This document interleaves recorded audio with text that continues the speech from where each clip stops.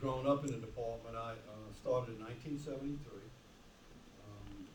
I was born and raised and went to high school in a two-prison community. When I was in high school, grammar school, watched inmates working in the field.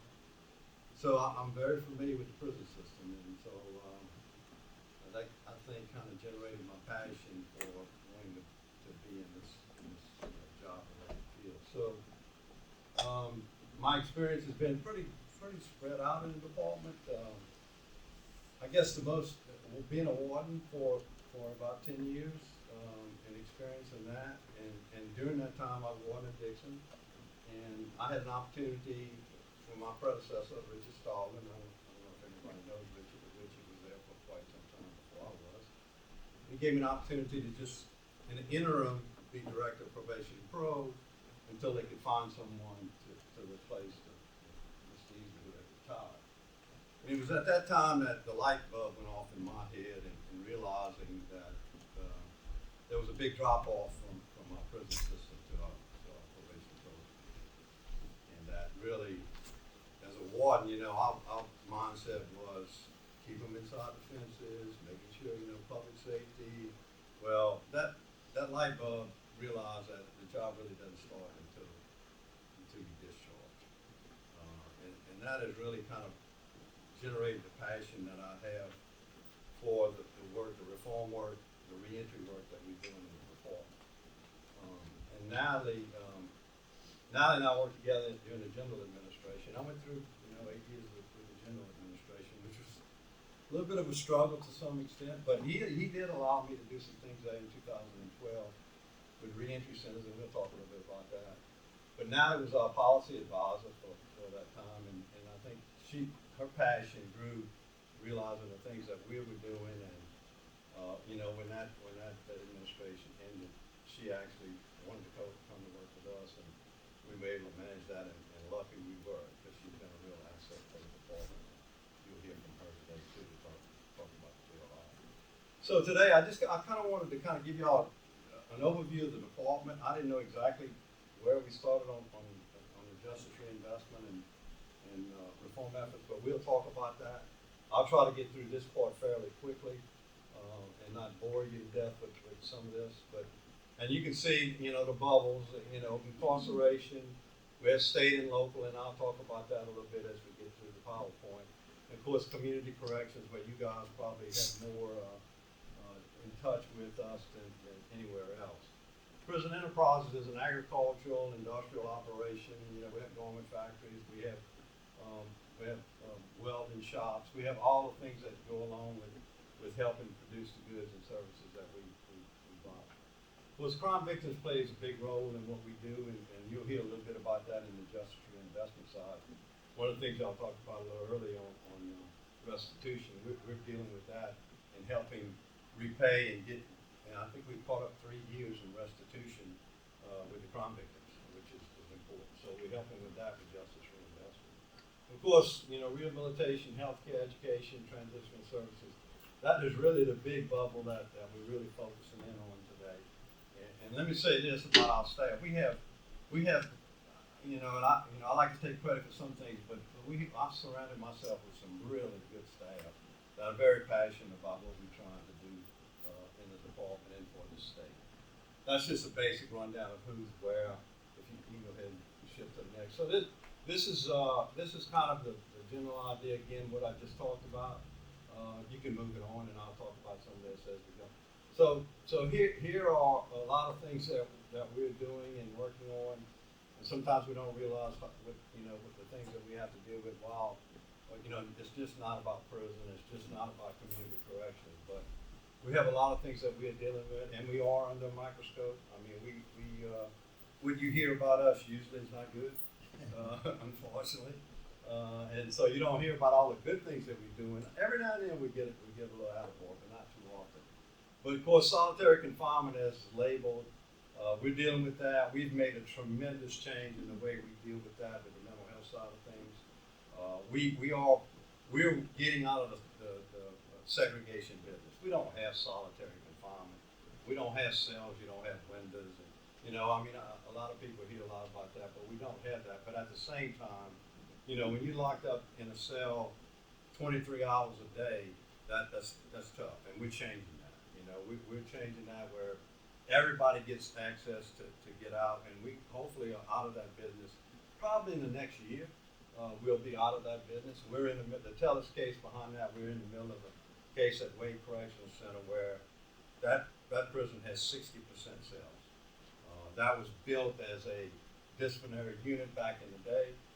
We're trying to convert those cells to rooms and not have to rebuild beds and cost us a lot of money. But we've done a lot of things up there that improve. We'll start that here in Monday, I believe. It's actually the remedy phase.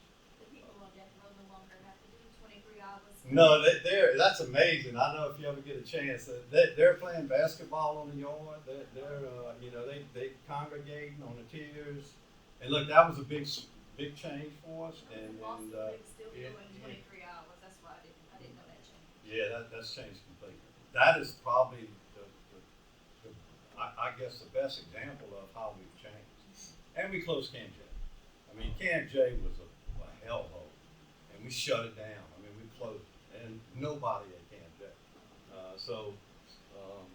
The big deal is that what we having to deal with, we're not building prisons and having for a long time. So we're converting cells to rooms. I mean, we leave the door open, maybe have a TV. You have your own individual room, so it's not a cell anymore. So that's how we're working on reducing the numbers.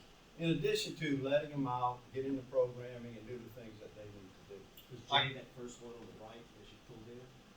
No, Jay is actually, you have to go into prison a little ways. The first on the right was actually that's where here I know y'all seen the juvenile side. That was the old death row. Right. And was shut down. It was a reception center. Actually, that's where the females were during the flood, during the 2016 flood. So, but you have to go into the prison ways to get to Camp J. Of course, contraband and addiction is a serious issue with us, and unfortunately, a lot of it is staff related with our correctional officers, and we had the FBI intricately involved. I'm not going to get into a lot of detail on that. Just tell you that is definitely a challenge for us in dealing with that in the prison system. Like in the communities, our overdoses are up. All that is happening to us, unfortunately. Actually, it's down this year, so it's headed in the right direction. Some of that's related to COVID. COVID shut us down completely, pretty much. People moving around. That was 2 years of sheer hell to be perfectly candid with you. Opioid crisis. I know y'all all know about that, and we're dealing with that with Vivitrol, doing the things that we can do with Steve Hall and helping people as they get out to have access to the treatment programs that we have out there. Overtime, staff wellness, all that is a big time issue with us. We have our vacancies are starting to come down, but we were at 800 vacancies. We have roughly 3,800 correctional officers in our system. We have roughly 5,000 employees, and 800 vacancies is a lot. And most of that was at the penitentiary and at Hunt Correctional Center. But we're seeing that catching up, so we feel good about where we are right now. And taking care of our staff is so important. Staff wellness, doesn't sound like a lot, but it is. And making sure that, if our frontline staff aren't on board with what we're trying to accomplish, it's not going to happen. And you have to train them. You have to help them understand why we're doing things differently than we were 10 years ago. Of course, reentry and risk needs, all that again plays a role. I guess the aging population, long-term sentences, lifers, the penitentiary is really becoming a hospital nursing home. We've brought the population at the penitentiary from 6,300 to actually capacity today is 3,909. We have reduced it down that much, but what's left at the penitentiary is lifers, nursing home care. That's basically what we're talking about at the penitentiary. And it's definitely a challenge for us. Of course, mental, the Lewis case is we're waiting on a decision on that case at the penitentiary, and I think that Judge Dick has seen a lot of the things that we're doing. She's toured. I think we'll hear some good information out of that. The illness is constant battle in the system, as y'all know, on the front end. And how we dealing with that is basically with our segregation policies and helping people get out of these cells and doing the right thing and making sure they get adequate treatment. Data collection and analysis, man, we've come a long way with that. Cajun is still exists. I don't know how familiar you guys are with Cajun and our data system, but we're in the process of a complete renovation of our system. It's called Cypress, and I wish I could tell you what that means, but I can't. But it's a new system where we're going to have Probation Pro and our prison system on the same system versus case management and Probation Pro and Cajun for our prison system. And litigation, unfortunately, over-detention is one of our class actions. I'm not going to say a lot about that other than the fact that it's not everything you read about. One of the things I like to use as an example is that 10 years ago, we didn't have much going on in these local jails, and I'm going to hit on that real quickly. But now we have programs in local jails that we've never had before. They're earning good time. So what happens, for example, if you get a GED at the local level, you get 360 days of good time. So that can make you overdue immediately. So those kind of things help us. And then jail credit, somebody gets jail credit and that puts them over. And it takes time to get paperwork. We're going to work with you guys, with the judges and all. We got a lot going on there. Hopefully we can do a better job in getting the information we need to calculate the time. Okay, we're moving on. Spending too much time on it. So these are the state facilities I mentioned. In Ways at the top, that's where the litigation is right now.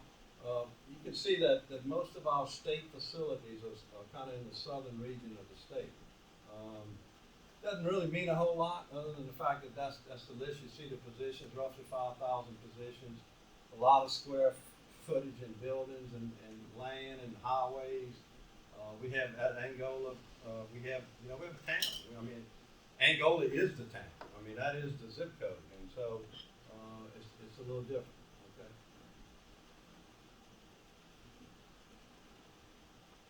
So this is some of this Can I is ask a question sure, about yeah, facilities? please do. How many pilot facilities?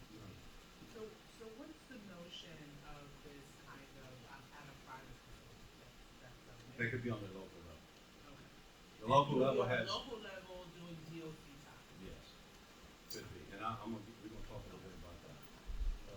But yeah, there are LaSalle Management. I think is the only private company that has local level facilities at this point. There's some ICE facilities that doesn't have anything to do with us.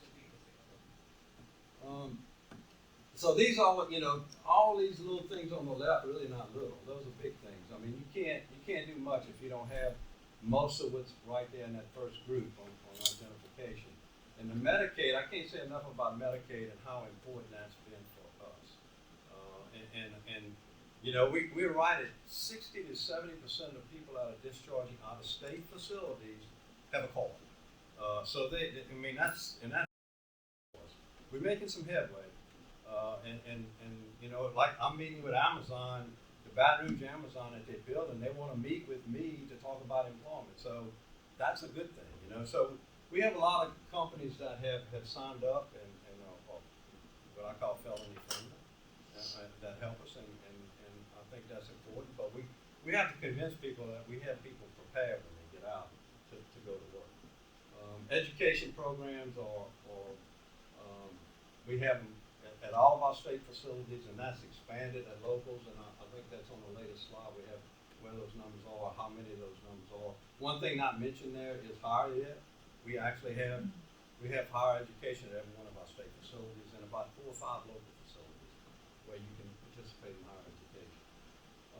The 100-hour pre-release was nationally recognized, so we try to get to everyone before they go home with that 100 hours and making sure that even at the local level with our reentry centers. It's 100 hours and it helps. And the last is that OBR. No, go ahead. So I need to talk about this just a little bit. The local jails, and because I grew up in the system, I was part of building at the local level with the sheriffs in partnership, 40% guaranteed occupancy. At the time, we had no money to build facilities. And that seemed like the right way to go in saving money, but believe me, today I would tell you it's costing us money. It's just not a way to do business. We are unique in this country for housing 50% of our prison population in local jails. It just doesn't happen anywhere else. And as you see, every one of those blue dots, we're trying to manage. We're trying to manage 85 local jails that are housing DOCs, and believe me, that's like herding cats. It's tough. It really is. I mean, we're making progress, and we have a good project going on now with the Sheriff's Association that still not. I can't talk a whole lot about it because we're in the early stages of that. But I think the Sheriff's Association is actually realizing what I just said, and that we have got to do better at the local level. So just to kind of explain maybe what we can do is start taking these bigger local facilities that have DOCs and make them state prisons. I mean, make them a state prison. Make them more like a state prison. And that would help tremendously. So we're working on that. We do have standards, the basic jail guidelines. We inspect them. And again, that's something else that we're working on to enhance those. Those are what we call local jail standards by the American Correctional Association that we use as a foundation to ultimately get them ACA accredited. We have a ways to go with that, but we have made progress. Would you make them state prisons through legislation? No, I think we can do that by per diem. In other words, increase the per diem. Right now it's $26.39 a day. So we're going to be looking at a graduated per diem based on the services that you provide. And that's going to take some money, and if we don't do it, we need to do it in this session. That's what I'll plan for. And another basic question is, like, what's the decision? Who makes a call whether it should go to the state facility, or why is that particular individual at a local? Excellent point. But if you had all that now space nowadays, if you're at 6, now you're down to right under 4,000. Although you have 2,000 extra beds, and why? Well, but I don't have staff. Okay.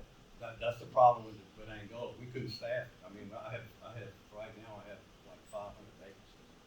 So we're reducing the number so we can have adequate staffing in these dormitories. That's the bottom line. It's hard to get people to the penitentiary. So is it the judge that makes a ruling where they go with or without? Like, how do you make the decision? Well, the reception center, that's an excellent question. Normally, we don't make the decision. It's basically, if the sheriff can house them, they may keep them, they may not keep them. It's kind of up to the sheriff and the warden at that facility on who stays and who goes. Now, if you have medical mental health, if they don't send them automatically, they're going to end up with it. And that's what's happening. We're getting somewhere around 30 or 40 a month now that have medical mental health problems come into us. The sheriff needs somebody in that bed to get to pay their budgets. They don't send them to DOC. That could be a possibility. I'm not going to say that happens, but I think there's but part of the answer to that is, and see the reentry. Go ahead. The reentry center. I did that in 2000. I started that in 2012 under Governor General. At Northwest is our first one in Caddo. It was our first regional reentry center. Subject there was anybody going back to that region goes through a reentry center before they go home. So that we couldn't do it everywhere, but so now we have reentry centers in all these different areas. But unfortunately, we're not getting to everybody. For example, in 21, 8,000 people that discharged did less than a year. 8,000 people of the roughly 13,000, 14,000 that discharged did less than a year, and we didn't get to them. So those are your churners. Those are the ones that we got to get to. We have got to get to those short termers because those are the ones that are probably giving us the most problem on the street, and you guys are seeing day in and day out. So we're working on that with the sheriffs and how we get to them. And one of the things we talk about there, and I'll go back, is talking about rather than just a reentry center, a reception center. So before they go anywhere, they go into these facilities, get a reception process, and then decide whether to kind of help answer your question. So that's the goal that we have and some of what we're working on. Well, yeah, I was going to say about the Cypress, your new language on your stuff. Like, a lot of the frustration I've got is our local sheriffs, their computers don't talk to DOC computers. So, and if y'all weren't even talking probation and parole, now y'all can talk to each other. Can Is there a way that the sheriffs can Well, talk to you? and I think Natalie can probably, we're working with Judge Slager on trying to make that a little easier, but. I'm trying to, it is, I think there's a lot more opportunity now to digitize it using a cloud-based system, but as you know, every court, every sheriff's office has a little bit different process on how they send paperwork, so my goal is to do a pilot in one area, get the business process kinks work out, and then start to, go to the next jurisdictions, because that is where the biggest hurdles are, is just getting transitioned over to doing something different. One thing I told the sheriff, we're meeting with the sheriff right now on this reorganization that I just talked about. One thing I said to them, what really needs to happen is the state needs to just go ahead and step up and let's get a unified system for everybody, where everybody's on the same page, I mean, it's crazy, and that's what the states have.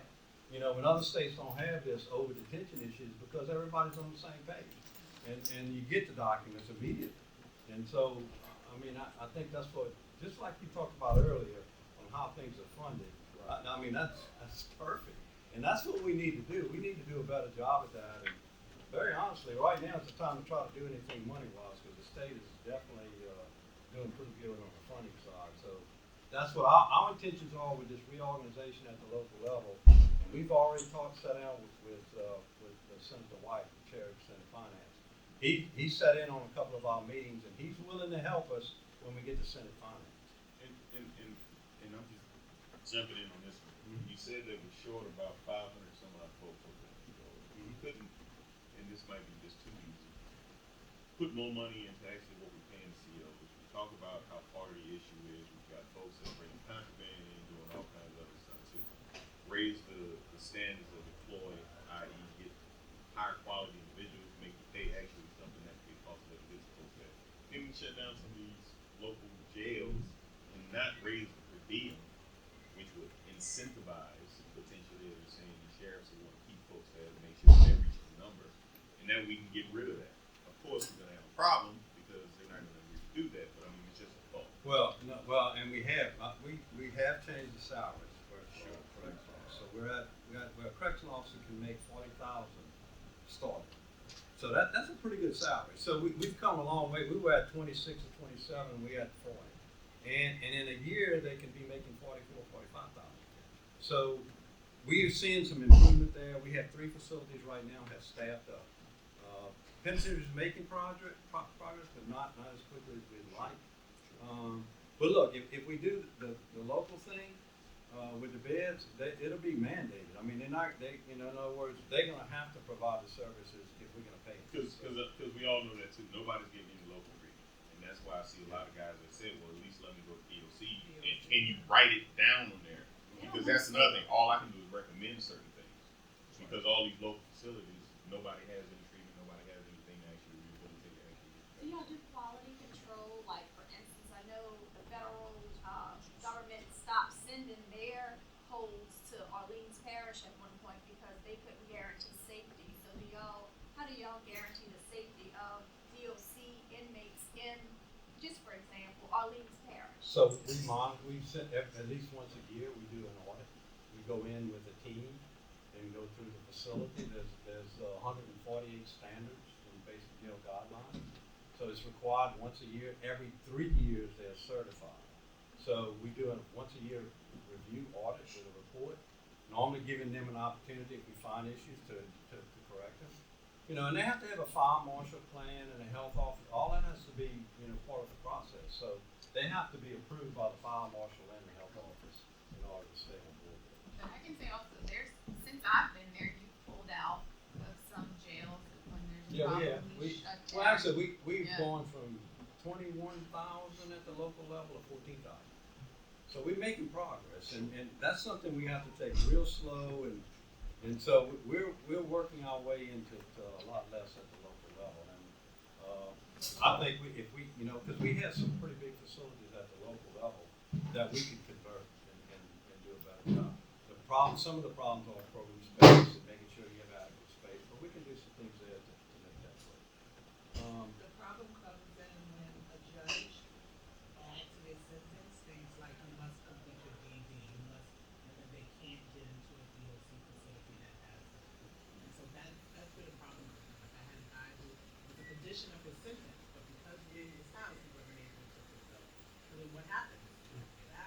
Well, I don't know why we can't work with you guys on that.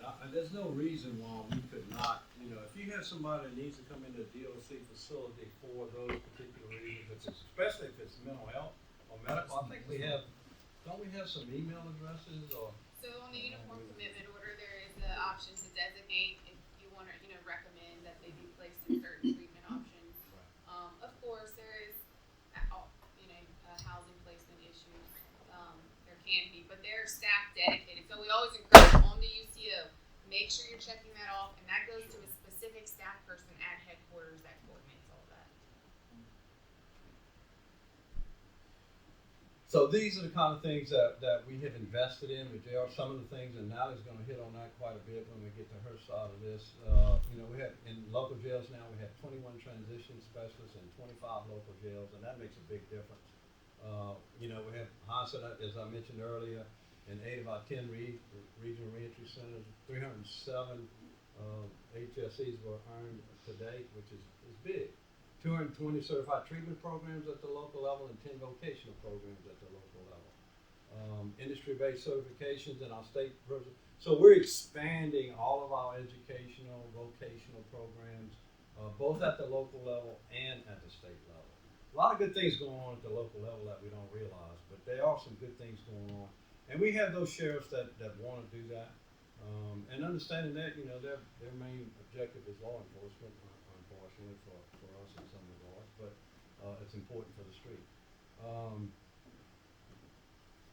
600 beds at Bossier. I know y'all know you can send somebody to Bossier if you want to send somebody to Bossier. I hope you know that. You can, and we try to live up to that. If we miss somebody, it wasn't intentional. And we have 25 that's not a lot of sex offender beds because we have a lot of sex offenders. But it does help, and we have 25 beds up in North Louisiana. Transitional work programs, work release is better known as. That's kind of the locations of them. These are guys that are going out to work, earning a wage, and coming back to the facility at night. So we have them pretty scattered out. That's come down quite a bit. There's 1,802 right now that are out working. We were probably at 27 or 2,800 at one time. The numbers are being qualified to be in work release. Those numbers have reduced. Some of that has to do with reform. And we'll get to that. I won't get ahead of myself. I'll try not to anyway. I probably have already on some of these slides. But go ahead. This is our prison population, as I mentioned, at the local level. You can see that blue line, local jails, where it was and where it is today. That is, we have right now, I think, 14 or 15 closed at the local level, local prisons that have shut down.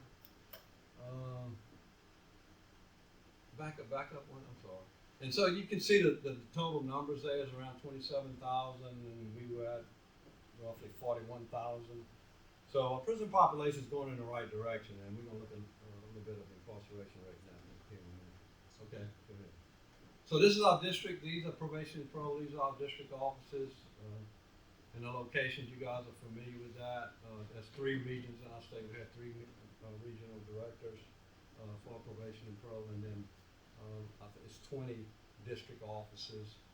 These guys are doing a good job. That's been a real transition, if you will, in the culture in probation and parole. I hope you guys see some of that. Steve LaSalle, I know, works in New Orleans, and we want to help people stay out of prison. We don't want to put people in prison, and that's the motive. Now, we've had a lot of people retire with probation and parole, and I'm fine with that. If you don't want to be a part of the program, you don't need to be working in the program.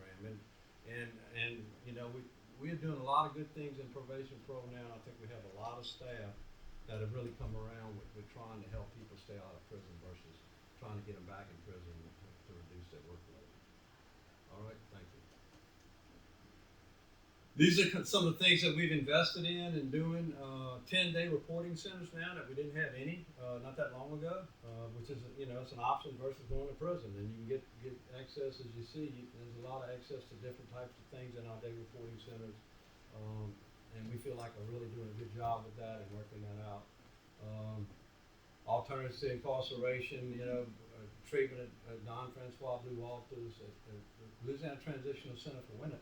That is a local facility, and they're doing pretty good. And you'll see recidivism rates here in just a minute, and our female recidivism rates are excellent. Reentry court. I mean, especially courts work. I mean, I can just tell y'all they work. And we struggle a bit. Judge Knight, I think, is working really good with Nally and the group on trying to improve reentry court and expanding the numbers. We were down to 40 at the penitentiary. I think we're up to around 50 since we've been working on it. I know it's extra work, but I can tell y'all the specialty courts are good courts, and the recidivism rates are single digits. So they definitely work. So you can see the rest of it. Act 402, we able to send them to prison for short lengths of time, administrative sanctions with our field officers. I'm sure y'all familiar with that. And Act 389 was some funding that we got for treatment versus incarceration. Of course, that has to be approved through the appropriate process. Again, some of the things that we're doing in probation, parole, how do you sit down with people and talk to people? That's a real important part of how you sit down with somebody, because you really need to know how to talk to people if you're going to do a good job. Self-reporting, front load resources, we're doing a lot of that now. We know that first 18 months is critical. Actually, first 3 or 4 days is critical. And so that's really important that we get to them. And I mentioned the Medicaid enrollment, that fourth bullet, and that's a key component for our PNP officers to be able to utilize that card to get people into programming. We're doing some technology now with Pocket. That's some cell phone stuff. ADLO is now we have in our reentry centers that we have in all of our state prisons, where they can get a high set and get a GED, out-of-day reporting center now where they participate in programs, which is important. Okay, next. This is probation parole population. Major drop in those numbers. I don't think that's supposed to be 79,000. I think that's supposed to be 72,000, I believe. Maybe it is. I don't remember us being 79, but I guess we were. 2016, almost 80,000, down to 46,000. As you see, with the workload is 142 to 89. That I can tell y'all that's up. And COVID slowed things down, as y'all know, and things our population, both on the prison side and the probation parole side, is starting to come up a bit. Not a lot, but a bit, as you see there. There's a little indication of that. But still, the numbers are a lot lower. You see a little bit about earned compliance credits there, and the loss of it, making sure everybody knows that we are using this as a tool. We take it as well as give it, and that's important. That it's used on both sides of the chart. Okay. So partnerships is important for us. Office of Behavioral Health. I mean, I can't tell you how important that part of it is. I mentioned that earlier on 389 and helping us with treatment, motor vehicles, with IDs, driver's license. We're actually going to have a CDL program at the penitentiaries where you can get a CDL before you get out, and that's a high demand item. We install a stoplight at the penitentiary to be able to do that. So that's pretty cool, and so that's going to be a big help for us. We've gone through a lot just to get to that. Workforce Commission with employment. Again, that's one of our biggest struggles, but they are helping. They stay with us, and we work together with them.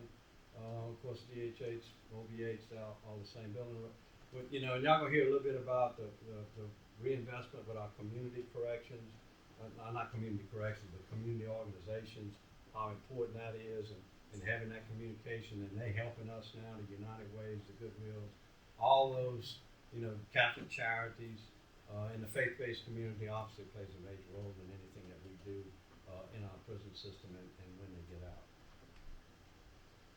So that's a population, kind of give you an idea of the change of our population.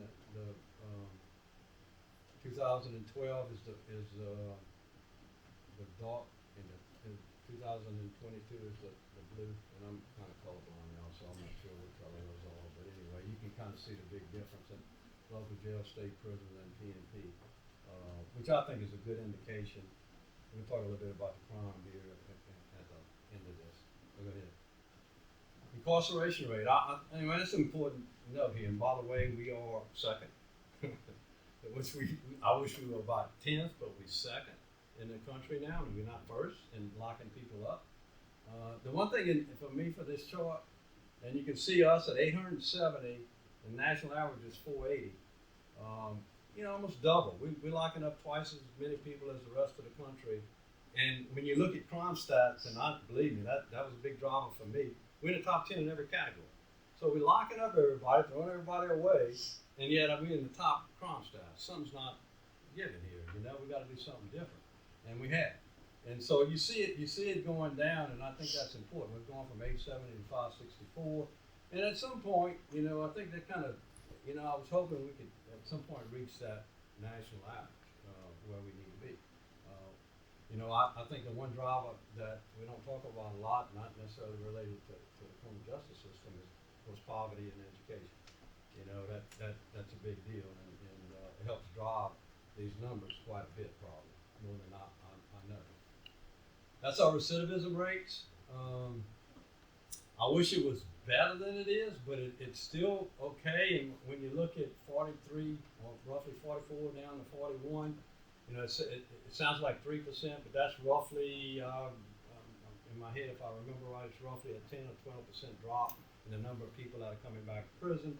And if you're getting 15,000 in, that could be 1,500 people a year that aren't coming to prison, that'll stand out because of what's going on. And so, all that is going in the right direction. That's the upside of it is, and we hope. I think we're going to see that improve a little bit more. Since 2017 is where we really started reform, and we haven't gotten. 22 is not. You can see it's up to 20, but I think you're going to see those numbers even improve more when we project out those numbers for 21 and 22. Okay. So these are just kind of a comparison. And the one thing I want to mention. When you look at state level recidivism, it's 37.6, and you would think we had the higher level, higher risk. You'd think we would be higher than the locals. But look where the local is, 43.6 of those coming out of our parish jails. So that's a sign that we need to, we've got to change the way we're doing things.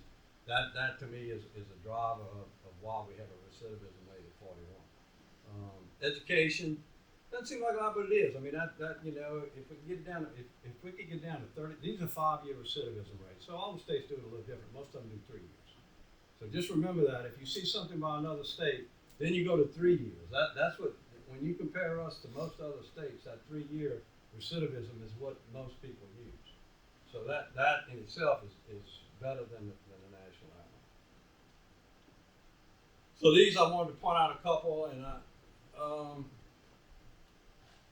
one is parole board releases, 27%. Education we just talked about. Females, I mentioned that 28.6, that 4% recidivism in our female population. And remember, we have very few females in our local jails. We have them, but most of them are either at LTCW and at the women's facility, and that's on here to talk about. But we are rebuilding a new facility, and we had the groundbreaking probably 3 or 4 months ago. It's come along really well. But when we open that, we project that every female will be in a state facility, which is where we need to be. I'm sorry. Can you go to the previous slide? Because I have a question. What's the education? What is that? If you go through education, that's what your recidivism rate is. If you leave us with a high school diploma, that's right, or even with literacy, we bring them in. I think the average is 6.5 reading level. That's the average intake. So if we can get them up into, to get them into, we consider that part of our education process too. But most of it is if you get a GED. So the other on that is P&P completions, 14.1%. If I get you through probation and parole successfully, you're not coming back. I mean, that's what that means. So that's how important that is, getting people through probation and parole and get them where they need to be. So that number in itself is probably the best number of any numbers that we're going to look at. And that, to me, says a lot about what they're doing. I mentioned data-informed decisions. I mentioned Cypress already. I'm not going to. Known active is important with our correctional officer. Every correctional officer, and we have the funding, is going to have a tablet versus log in and doing all that. We're going to be, and a lot of it has to do with people in cells that we don't know time and sales, all that'll be done, and we'll be able to extract data and be able to look at what we're doing. It's gonna make our correctional officers a lot more, productive and not logging in everything and make their jobs a little easier, to be honest with you. And of course, we have a nice a website. If you guys get an opportunity, we have really a good website with a lot of good information. And I would mention that our annual report from JRI is on there. It has a lot of good information on there on the successes and the numbers and the details of why we are having success. Again, we'll talk about that in a minute. Yeah, that's good. So that's kind of this is a profile of our prison population, if you will. The one thing I would mention on this is that's the total number 27,405 is the parish of commitment. When you look at the parish of commitment, that's our tier 1 and tier 2 parishes, and that's important to know because and we'll talk about that too. Is that when we fund, we kind of basing our funding on these parishes, and when you add it up, it's 64%, 43%, I believe, 44%. If you add up tier 1, it's 44% of our prison population comes from those 5 parishes, and then tier 2 is another 30-something%. You can see on that it's 34 that's left, so it's 64. That adds up to 64% of our prison population coming from roughly 13 parishes. So we're focusing in on those areas, and of course that involves obviously Orleans and Jefferson. And one thing about Orleans and Jefferson for y'all, we did open up a reception center at Raymond LeBlanc. So everybody convicted in Orleans or Jefferson should be going through a reception process. So they should be going through they should be going to Raymond LeBlanc. We opened that up with JRI money. So everybody in those 2 parishes should be going. So I need to check on that to make sure, but they're supposed to be going through a reception process before they go anywhere. We decide where they go, and most of them will probably stay with us.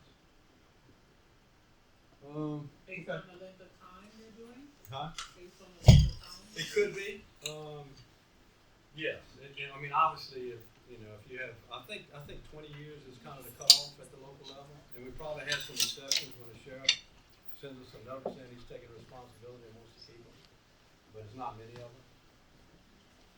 Okay, that's the bigger number. I mean, that's just the biggest slide of what I talked about earlier. So 66% of our prison population. That's our releases. And one thing I would note, this highlighted area, we're going to see that on the next slide. 91% of the people that come to us are doing less than 5 years, and I mentioned they are earlier. 8,000 of that 9.8% are doing less than a year, and that again is important. So you can flip it, and so that's kind of what I just mentioned. So we got to get to those guys, and we're going to get to them. I'm bound and determined to find a way that we have got to get to them before they leave us. Is that number time that it's sentenced by the court, or is that actual time? Like if I said somebody that they might have had 2 or 3 years already pre-adjudication, No, that's actual time served. Yeah. Incarceration. Yeah. The 8,000 though, let me clear that up. The 8,000 I'm talking about is not. It doesn't include pre-trial. It includes the time they spent with us. Gotcha. And this is the releases. I think that's the thing. Okay. So the youthful and young adult population. I had, and we're in the process of converting a couple of dorms, 140 beds at Hunt Correctional Center, to that 18 to 24-year-old group that we know need different programming than the older population. And so, I'm excited about that. At the bottom, you see the Jetson problem. That's where we have all our females currently. I think that facility could be a good facility if we could open that up as a young adult facility for the state to help with that. And I mentioned pilot program. SOAR is we piloting that in probation program in East Baton Rouge, where I think it's 100. Did it say 25? Yeah, 120 cases right now. That's that younger group. We have gun charges or high risk, whatever the case might be. We have 4 agents assigned to them with roughly a 25 caseload. focusing in on that. They have meetings, actually I'm gonna attend one, I think it's next week or week after, with them. They come in together, working together. I think we've had pretty good success with that. I think we've been doing it long enough, and that's why I'm going next week to start talking about how do we expand that. And maybe I can help, if it helps in Orleans, that's something that we probably need to step into Orleans and Jefferson to do something with their probation pro. Okay? All right. And now I'm going to turn this over to you, I guess, for the time being. Yeah, sure. I just wanna make sure, what's our time? Yeah. I think What do we, you no, we're, know, live till 10:30? 10:45, okay. Just make sure, let's see this works on the phone. I'll probably drive you nuts with that. Which do you prefer? Do you want to do yours? Oh yeah, I'll do it in slides. Yeah, okay.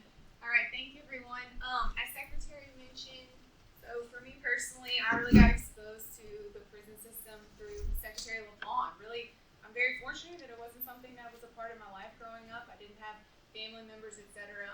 Definitely someone who went into government work as a passion for public service. And in a previous job, when you're working in a governor's office, you just keep your head down and you kind of, one day you wake up and then they have a new one for you. And one of them entailed being a policy advisor in one of the agencies with Department of Corrections. And I didn't know much about it. So I just started spending some time over there. Secretary was the previous secretary under Jindal. And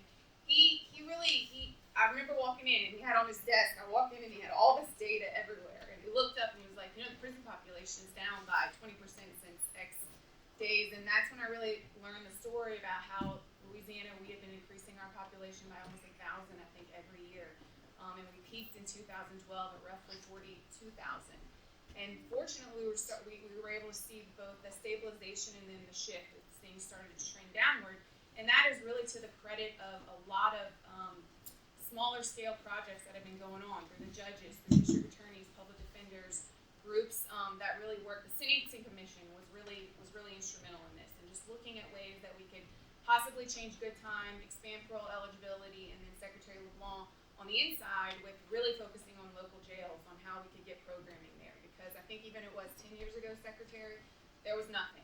And so that has made a huge difference. So fast forward to 2017, when Governor Edwards took office, he made this as one of his big initiatives. And then in 2016, we had a criminal justice reform task force that met for a year. Pew came in and staffed us. They did the biggest data extraction that has ever been done in the Department of Corrections, and this means like physically they were going through files.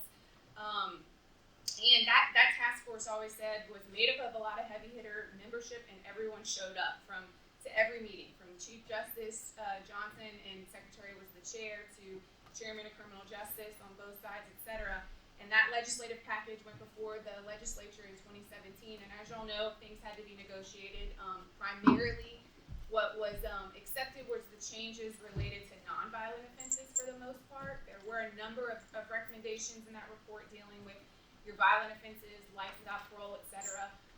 That did not make it, other than a few small things. But hopefully, and Secretary has talked about it in his last couple of years, as those are really his focus, to focus in on that population with opening up the opportunity for parole eligibility, as we are one of the last states that doesn't allow for that.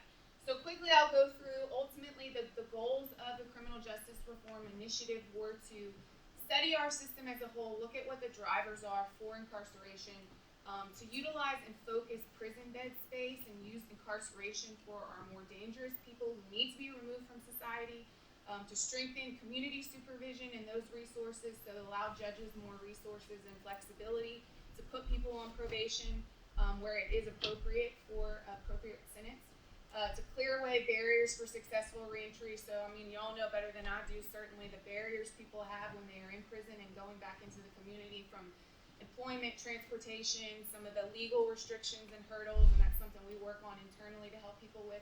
And then lastly, which is equally just as important, to take the savings generated from all these changes and not just sweep them up into the general fund, but to reinvest them back into very critical areas and points on the continuum. And so I'll run through that. We're 5 years,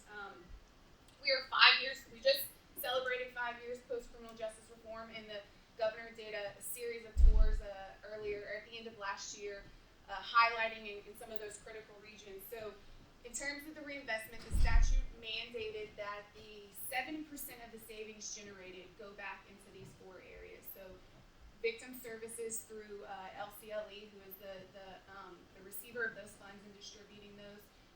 Community reinvestments, which is DOC spearheads that, and then internally strategic investments within the Department of Corrections, so that's programming, reentry, et cetera. And then the Office of Juvenile Justice, so taking a portion of those savings and allowing them to invest in diversion and other services for youth, because as we all know, the likelihood, if you're in the juvenile system, the likelihood is significant that you will end up in the adult system. And that's just the breakout of the savings. And I'm sure it's probably repetitive for a lot of people. Well, back it up just real quickly and notice OJJ, and I know we have a couple of judges in here on this side of things, they get 20% off the top. So just to make that point, and you'll see the numbers here in just a minute.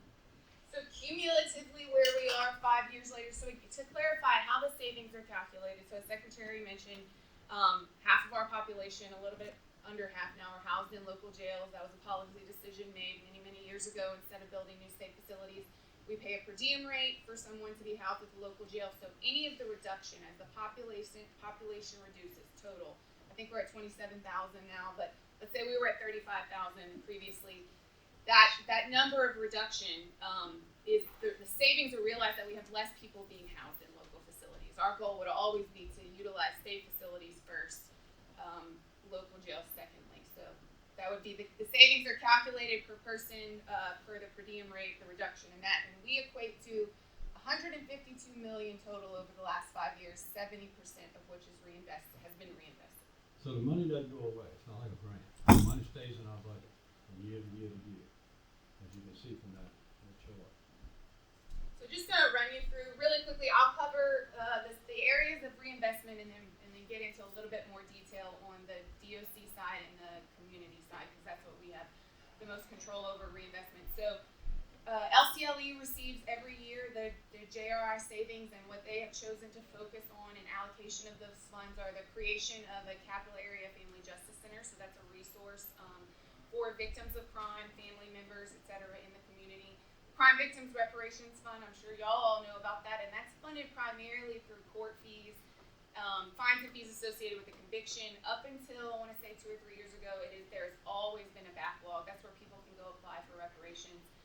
They have allocated roughly $4 million, I think, total to that fund. So that means a lot of people who were otherwise waiting in the line have been able to get reparations through the state. Crime Lab funding, enhancing those, helping with the backlog for rape kits, etc. Victim assistance coordinators, I believe that's in partnership with DOC and coordinating the victim assistance services and the notification side for people for hearings, etc.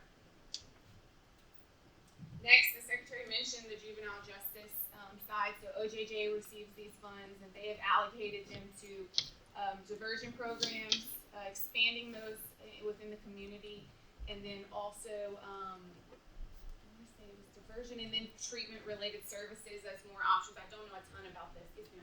Can you go back to the Sure. last one? Okay, so some of the funding, it goes to Crime Lab funding, right? Yes. Okay, and this has been since 2018? So, this is just a really high level. Yes, the existing funds, yes. When the JRI funds were available, I'm not sure exactly how long LCLE has been allocating specifically. LCLE manages. They manage this, yes. So, In other words, they manage it and decide where it goes. We give it to them on the victim side, and then they determine what victim, how does that play with them. So, Crime Lab funding, I don't think for the first year or two they got any funding. I think it's been in the last couple of years where they started getting funding from LCLE. Is LCLE the agency or the entity that's tracking or measuring like impact? specifically, The yes. allocation? Yes. So, Louisiana Commission on Law Enforcement, so it's a statutorily created commission that's been in existence for like 35 years. They are the central body that draws down all the federal grants related to crime victim services. And so the legislature determined, okay, they'd be the appropriate body to allocate any JRI funds related to crime victim services. Okay, and I guess my question really is going to how is the impact overall, the overall impact. Of Right. JRI as a whole. Correct, so. in Yes, other we'll words, get if into you- If you're allocating funding that's going to crime lab. Yeah. Right, is it having an effect on the rate? Yeah, at which- they would be the They're in our house right now looking at what we're doing and evaluating some of the effectiveness of not necessarily LCLE, but things that we're doing. Yeah, within this. So, and I know sometimes it gets confusing. So, in terms of the reinvestment, the two areas that we have the direct control over the distribution of the funds are the DOC component and then the community reinvestment, which I'm about to go through. Those other two ones, it's OJJ and LCLE, that they're the actual direct recipient. So next, community reinvestment. So a portion of the savings is to be utilized to reinvest back into community partnerships within with nonprofit organizations and other groups that are working to provide transitional reentry services. And I'll cover that a little bit more in depth because that's actually a program that I spearhead directly within my section of the Department of Corrections. And then fourth, so these are some examples of our providers. And then fourth, a portion of the funds are to be reinvested directly back into the Department of Corrections. And this has really been one of Secretary's big initiatives, even prior to JRI, just finding ways to invest and expand reentry programming. But the majority of those areas have been the reentry centers that he mentioned, so that's at the local jails, ramping those up for transitional reentry programming that we pay for directly, expansion of vocational education programs, industry-based certification, etc., across our state facilities and local jails. Community reentry coordinators, so that's staffing we are providing directly in some of these local jails and probation and parole to help facilitate and partner with those resources, expansion of mental health screening, etc. So again, at the intake, as he mentioned, assessment of those mental health needs. So that's just a snapshot. And The workforce quote, the last bullet, is that employers can actually interview someone while they're in prison. So we can go online, if they can do all that. It's all set up right, it's all secure, but they can actually interview before they leave us. That's one of them that I'm hoping will start to catch on and move forward a little bit. I think that's important. So we have employers set up to do that. So that's a step in the right direction. And this is just a snapshot of the percentage allocation within DOC, how we allocated that reinvestment, those reinvestment dollars. Secretary touched on that. Okay, so community incentive, just to give y'all a little bit of more detail about what we're doing with reinvestment in our communities. There are a couple different programs. We have the Community Incentive Grant, which I'll talk about. We have the Emergency Transitional Housing, which I'll talk about, and then also a small pilot we're doing with transportation. Community Incentive Grant. So this was, we were building the plane and flying at the same time. So with receiving those JRI funds for community and distributing, it was the first time. DOC has been recipient of grant dollars for other sources, but we have never distributed them ourselves. So we had to create a grant application program, selection program, that kind of thing, and distribute. And that was certainly the first 2 years were trial and error. I think the first time we went through the RFP process, because that was the only mechanism we had via DOA. And we quickly learned, okay, this isn't the best mechanism because the point of an RFP is to get proposals for goods and services and you go with the cheapest option. And that's not necessarily the approach we want to take when choosing community providers. So we came up with a notice of funding opportunity. And what this is put it out the first go around, focusing, as Secretary said, tier 1 parishes for the first round. That was our 5 parishes that generated the most releases, and ask them, propose to us what you think your community needs in terms of wraparound services when someone's releasing from prison. They are going to be on supervision, and what is it that can supplement those probation and parole officers? So we've come a long way, but essentially where we are now is that those programs it's case management. So we have quite a number of providers within our community. As I mentioned, this is the application process, the evaluation, and then we approve and we award. Who gives feedback as it relates to approve and award? Sure. Do you get any local? Yeah. I've never spoken to DOC about what input on how these programs or the providers. Okay. Sure. So it's an application process, and we started with tier 1 and then tier 2. It's a pretty expansive notice of funding availability, and community partners apply. So that would be like your Goodwill. We have Goodwill, Parole Project, have a whole list I'll go through. Catholic Sorry. Charities. Catholic Charities, et cetera. We visited that here in the last couple of months, you know, and with the governor.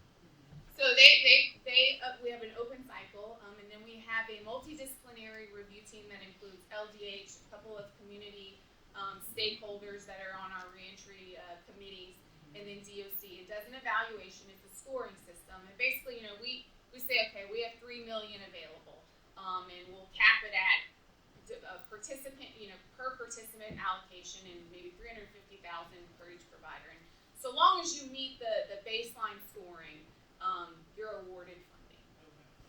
Okay. What input are you getting from the tier one stakeholders, like the city council or the mayor or the? Yeah, so that goes back to our original, when we were originally putting together this program in terms of what we're looking for and providing. This would have been several years ago, 3 or 4 years ago. We got in all those groups together to talk about, all right, what are the needs in the community, et cetera. We've been able to really focus in now on what we're looking for, and the predominant messaging was transportation, employment, case planning, et cetera. So that's what it developed into. The Community Incentive Grant Program is the opportunity to apply for grant funds to provide post-release case management services to someone on supervision.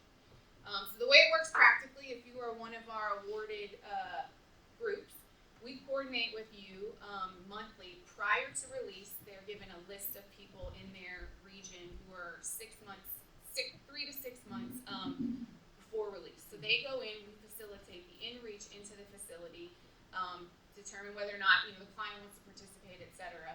And if they are locked in as a client post-release, once they're on supervision, they go in and check in supervision, and then that's where the client services begin. Again, $3 million. I think we're roughly at 3.5. We've allocated. It's a great number, but it doesn't. It's a drop in the bucket. So that's why we've really focused in on these parishes where we know that are the greatest need. Okay, all right, so what you just said, how do you know that? Yeah. Okay. So the allocation of the parishes would be, as Secretary mentioned. So we focused in on our what we call Tier 1 and Tier 2, which equates to about 85% of where our returning population goes to. So, Okay, recidivism is yeah, and so to bring it down a little further in the weeds is that the percentage of how much was funded is based on the number of people going back to that parish. So, from DOC. yeah, in other words, how many people are going back to all these parishes? Let's say if it's 50 and the total is 100, they'll get 50% of the funding. So that's how we looked at it. That's how we allocated the funding based on that. So we added up all Tier 1 parishes, and then we compared how many people are going to each one of those parishes and allocated funding based on that. So here would be just a snapshot. Again, it looks small in comparison to the whole, but you got to be strategic about where you allocate these funds. If you spread them out too thin, they're not going to have an impact. So these would be the parishes that are impacted. This is a list of our current existing community incentive grant providers. And so, for example, in Orleans, Catholic Charities Goodwill have a pretty strong presence, and we coordinate with them to do in-reach inside of a facility with a list of people that we know are returning back to that area, and if the client wants to participate, etc. And then I think so. Here's an example of a lot of the services we help provide. So it's a case management model. So for example, like a Goodwill, they're providing, you have a case manager who has a list of clients that they work with, that they meet with, once or twice a month, determine what their major needs are, and then help them. Either they can directly provide those resources, depending on the nature of the provider. Like a Goodwill has a lot of in-house things, or they help facilitate and connect them with some of these needs, with making sure that they go to their enrolling in Medicaid if we weren't able to provide that. Determining if they need housing, etc., helping them secure that. So, like I said, it's been a work in progress, but I would say we really found our rhythm in the last 3 to 4 years. And to your point about efficacy, the same. So Pew, who came in and did the original data dive side things for the Criminal Justice Task Force, they partnered us with another organization called the Crime and Justice Institute, who helped us ramp up with, for example, this type of program. So now that we're 5 years into it, they're coming in and doing a big extraction to look at a quality assessment of it. So we know they're compliant with the contract requirements, but is this actually helping someone in their release transition beyond just recidivism? I mean, that's one way to track, but There's a big difference between you release and you don't come back to prison to you had a smooth transition. Quality of life. Yes, versus some. Is there a requirement that the person being released have a certain amount of supervision attached to their release? Yes, ma'am. So they do need to be on supervision. So they're not. There's not a mandatory. I would typically say it's about a year. There's not a mandatory requirement, but these resources are about a 6 to 9 month type of resource. So that's where it's going to be the best fit. So, one thing I want to say, and I should have said earlier, is that this is, from my perspective, and the way I'm looking at this is building a foundation, is what we're doing for our state, is building a foundation of our criminal justice system. And this is definitely, it's, a drop in the bucket. Maybe it's a little more than a drop in the bucket, but I think if we can get a good foundation, we can say, look, it's working, we need to continue to build. And not throw it away, and so that's the key here, is establishing. It's kind of like a pilot, if you will, but it's working, and our annual report is showing the numbers that it is working, and when you look at that, so I want to share that with y'all. I agree. I think that we focus a lot on recidivism, but we don't focus on quality of life. A lot of people That's right. reoffend because they come out and they can't find Amen. housing, they can't I'm find with you on jobs, that. they can't. So it's a great thing. My only concern is engaging the tier cities on a regular basis. And I need to add you. We have a pretty we have a section dedicated to this, and we have a pretty robust kind of communicate and go in and meet once a month and things like that. But certainly I can I always looking for ways that we can enhance that. Yeah, communications is important, and we definitely have a ways to go with communicating and everybody on the same page. And that this is kind of drawing us together, but we have issues that go on between these groups that are working in these communities, don't necessarily agree with what we're trying to do, and so these, I forget the name of the groups, but we have a reentry council that meets on a quarterly basis, and so there's a lot of that going on in our communities that are meeting. I can remember Alexandria, man, it was like a dog fight. I mean, we were having some. In Rapides Parish, we had a lot of problems there getting everybody I don't know that we ever did get everybody on the same page.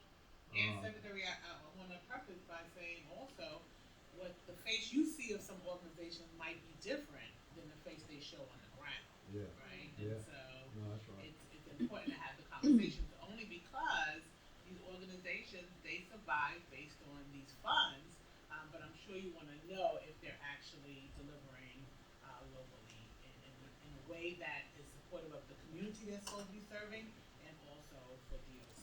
Yeah, and one response for me from that is that I went with the governor to 4 or 5 different regions of the state. One here in Orleans and the Catholic Charities and Goodwill Industries. They probably had 10 people there that had gone through the program that are doing well. So it helped me a lot. We went to Lafayette, one of the domestic violence programs that we invested in.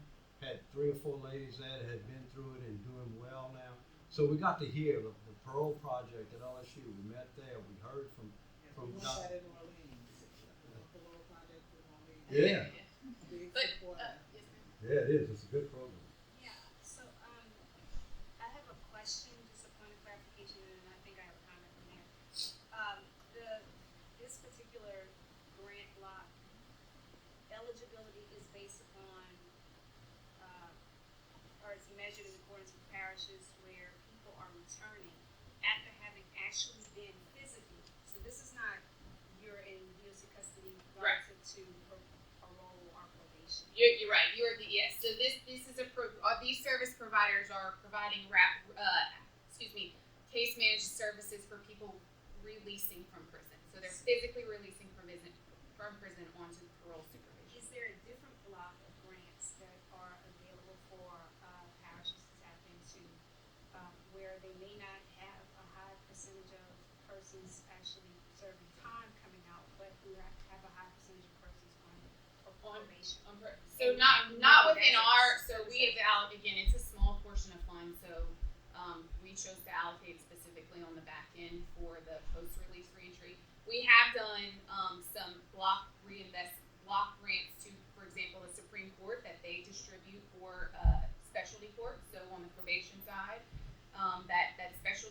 apply to, the drug courts, reentry courts, etc. But again, in terms of us, the reinvestment, our focus is on those who have been incarcerated and then the post-release May I services. ask y'all to please consider looking So at are that? you talking about, when you ask that question, are you talking about could be in the Orleans Parish, but No, I'm talking No, he's Like talking about another being able to parish. prison. No. the rural parish? Yes, Right. because rural We parishes definitely are have that. populated, but we have We services. understand the We don't question. have services. Yeah, no, that's a good point. I mean, what you're doing is rewarding those who are incarcerating more people because those are going to be the numbers. Well, I Who think are gonna let come me back get at the through the next highest. programs. I think you'll see where we've expanded funding for other types of resources through another model than just the CIG. We don't have much time. So it's happening. Right. What are we on? Okay. Well, another allocation of reinvestment is one of the big issues is we heard from everyone, housing. So again, small group of funds, it's not feasible. It'd be perfect to create our own transitional housing program that would cost millions and millions of dollars. So what we did is we put out an application statewide to any housing provider that exists to become a partner of ours, where if you meet certain benchmarks, standard, if you go do a site visit, etc., you can get on a list of approved providers. And so probation and parole works with their individual clients on an as-needed basis when they come out. Hey, you're going to be returning to X parish. Do you have housing? No. DOC will pay for up to 6 months of transitional housing for that person in one of these community locations. That has been one of our most successful ones, and we're hoping to add more funds to it. But as you can see, we cover all these these other parishes, but anyone is allowed to apply. So we keep pushing for more provider participants, because that's not just specific to the parish. And then lastly, transportation has been one of the biggest needs in our rural parishes, more so than anything, because New Orleans, Baton Rouge is going to have more of a city-funded transportation mechanism. So this is one example that we've recently done in Calcasieu Parish, I believe, is we worked in partnership with the organization to purchase the van, employ the 2 drivers, and so they work with the probation and parole caseload to provide transportation throughout the day to jobs, etc. So I think we covered that really quickly. So all of these things, as Secretary said, as we continue to receive more funding, hopefully we'll be able to expand for them statewide. Back on Nagana's point, those rural parishes or smaller parishes that I saw that aren't having as many people released back into the population, as far as the housing is concerned, how often are they being made aware, I guess, or how often are y'all putting it out there that, look, these are the funds that are available for housing? Sure. As I'm looking at it, it's the green The green that is where we indicates where it's currently have active, partners. Yes. purple, Yeah. not, and I think that's St. John that I'm looking at that is not. Not okay. So everything, we recently rolled this out statewide. We did first start with the tier 1, tier 2. Right. But we have a couple. I'll get everyone's contact because we open it up for application every 4 months because we got to do a quality check and everything like that. But we can certainly. I do normally send that to the Judges Association, etc. But we are any way we can get the word out because I know y'all know better than we